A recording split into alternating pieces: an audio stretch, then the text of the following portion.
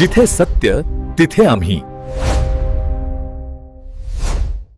नमस्कार मंडळी, तुम्ही पाहता आहात तुफान न्यूज, जिथे सत्य तिथे आम्ही. कल्याण डोंबिवली महानगरपालिकेत सत्ता स्थापनेसाठी सुरू असलेल्या राजकीय नाट्याला आज मोठा ट्विस्ट मिळाला आहे. मनसेच्या नगरसेवकांनी उपमुख्यमंत्री एकनाथ शिंदे यांच्या शिवसेनेला पाठिंबा दिल्याने महापालिकेतील सत्ता समीकरणे पूर्णपणे बदलली आहेत.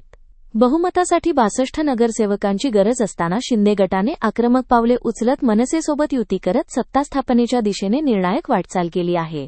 आज मनसेचे 5 आणि शिंदे गटाचे 53 नगरसेवक कोकण विभागीय आयुक्त कार्यालयात गट नोंदणीसाठी एकत्र दाखल झाले.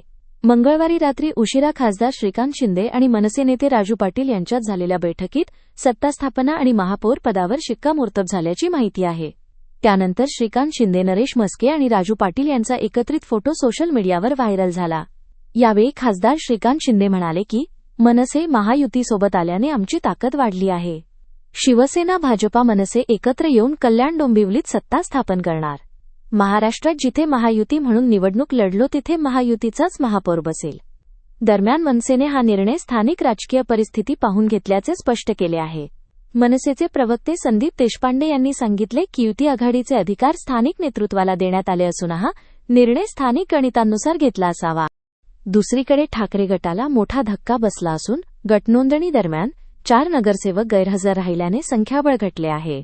यावरून संजय राऊत यांनी संतप्त प्रतिक्रिया देत पक्षशिस्त मोडणाऱ्या नगरसेवकांवर अपात्रतेची कारवाई केली जाईल असा इशारा दिला आहे. मनसेचा शिंदे गटाला मिळालेला पाठिंबा आणि ठाकरे गटातील फूट यामुळे कल्याण डोंबिवलीतील राजकारण चांगलेच तापले असून ठाकरे बंधूंमधील राजकीय समीकरणांवरही प्रश्नचिन्ह उपस्थित झाले आहे. ही बातमी तुम्हाला महत्त्वाची वाटली असेल तर लाईक करा, शेअर करा आणि सबस्क्राईब करा. आणि अशाच ताज्या, खऱ्या आणि निर्भीड बातम्यांसाठी तुफान न्यूज सोबत कायम जोडलेले रहा.